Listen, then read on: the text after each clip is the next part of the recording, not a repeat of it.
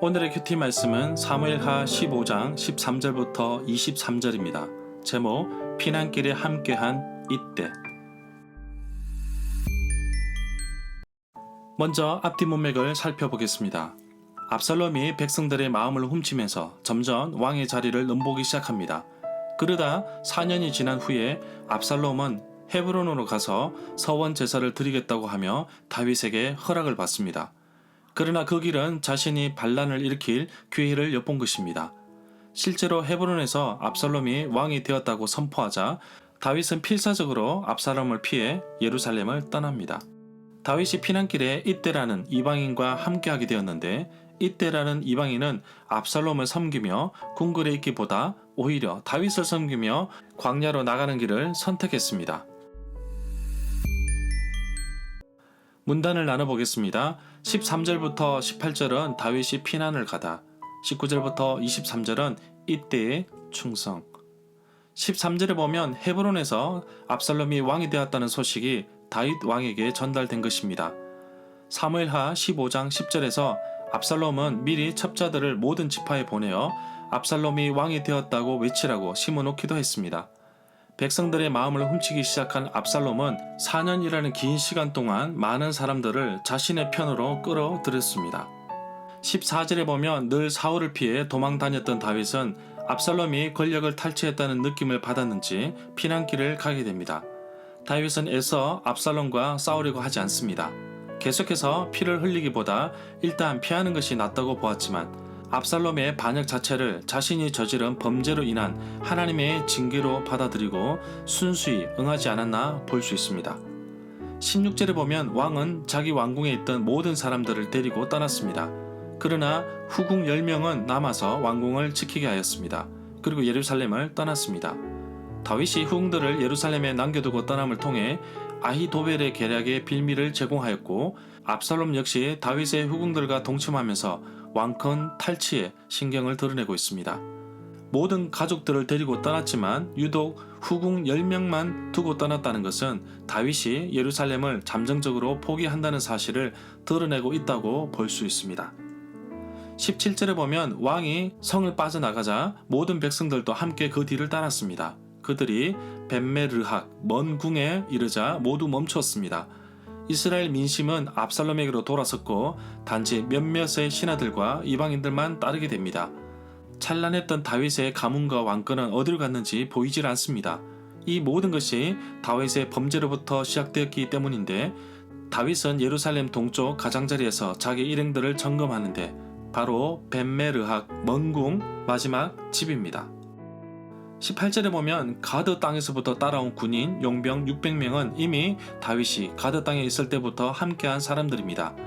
가드 왕 아기스가 이스라엘 사울 왕과 전쟁을 할 때에 아기스 왕이 이 당시에 아기스의 신하였던 다윗을 확신하고 전쟁터로 내보내고 하였지만 블레셋 군 지휘관들의 반대로 시글락으로 돌아오게 됩니다.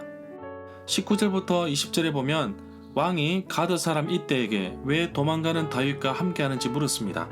돌아가서 압살롬과 함께 있으라고 합니다. 이때는 가드 사람이라 어떻게 보면 외국인이고 나그네이기 때문입니다. 다윗 자신을 따르는 외국인 이때에게 처량한 자신의 모습을 소개하고 있습니다. 정처 없이 떠나는 다윗은 불필요하게 자신을 따르는 사람들을 선별하기 시작합니다. 모두에게 짐도 되지만 모두를 이끌고 가기도 부담이 됩니다. 압살롬의 공격이나 행동에 재빠르게 대처하기도 어렵기 때문이 아닐까 생각하게 됩니다. 21절에 보면 이때는 다윗을 따르기로 합니다. 쉽지 않은 길입니다.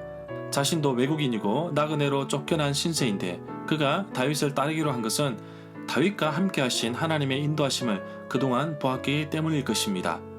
눈치 빠르고 계산에 능한 사람은 당장 반란을 일으키는 압살롬에게 기댈 수 있겠지만, 이때가 왕에게 말한 표현에서 여호와의 살아계심으로 맹세하는 것을 보면 이때는 여호와께서 다윗과 함께 하시고 계심을 알았던 것 같습니다. 절마다 상세한 설명과 구절에서, 그리고 핵심 내용과 중심 줄거리는 네이버 블로그에 올려져 있습니다. 내게 주시는 교훈입니다. 다윗의 행선지가 그렇게 또렷하지 않습니다. 가서 뭘 할지도 모르는데 일단 피하고 봅니다. 반란을 일으킨 아들 압살롬과 싸우려고 하지 않습니다. 계속해서 다윗은 이런 모든 일, 즉 암논이 다말을 욕보이고 암논이 압살롬에게 죽고 압살롬의 반역을 하는 이 모든 일이 자신과 바세바 사이에 일어났던 범죄와 연결되어 하나님의 징계로 보고 있었던 것 같습니다. 여호와 하나님께서 다윗의 집안을 세우고 왕의 가문으로 든든히 세워주시겠다고 약속하셨지만 다윗은 긴장의 끈을 놓친 탓에 결국 범죄로 이어집니다. 바세바를 얻고자 충신 우리아를 죽인 결과 다윗 가문에 엄청난 어려움이 발생됩니다. 이스라엘의 민심이 이미 압살롬에게 넘어갔고 몇몇의 신하들과 백성들만 다윗을 따릅니다. 사울의 추격을 피해 도망 다녔던 다윗이었지만 이제는 이방 사람 이때를 걱정하는 모습을 보게 됩니다. 여전히 도망자 다윗 속에 여유가 있음을 볼 수 있습니다. 비록 도망자로 압살롬을 피해 왕궁을 떠나 있지만 그래도 여호와 하나님께서 나와 나의 가문과 함께 하실 것이라는 확신이 있었습니다. 이때는 다윗이든지 압살롬이든지 어느 곳에 붙어 있어도 그의 인생은 문제가 없었겠지만 이때는 수많은 부하들과 가족들을 이끌고 다윗을 따라갑니다. 정말 어디로 가는지 알지 못하고 좁고 어려운 길이지만 이때의 고백을 보면 죽든지 살든지 왕과 함께 있다고 다윗을 따릅니다. 이때는 하나님께서 다윗과 함께 하신다는 사실을 알았던 것 같습니다. 다윗은 평생 광야에서 쫓기고 쫓기는 삶을 통해 연단되고 연단되었습니다. 그가 왕이 되었어도 여전히 쫓겨다니며 연단되는 것을 볼 수 있습니다. 다윗처럼 존경받는 인물도 없을 텐데 그는 여호와 하나님 앞에서 미완성입니다. 하나님은 다윗을 광야로 몰아내시면서 철저하게 자신의 죄를 회개하며 하나님 앞에 나올 것을 요구하고 계십니다.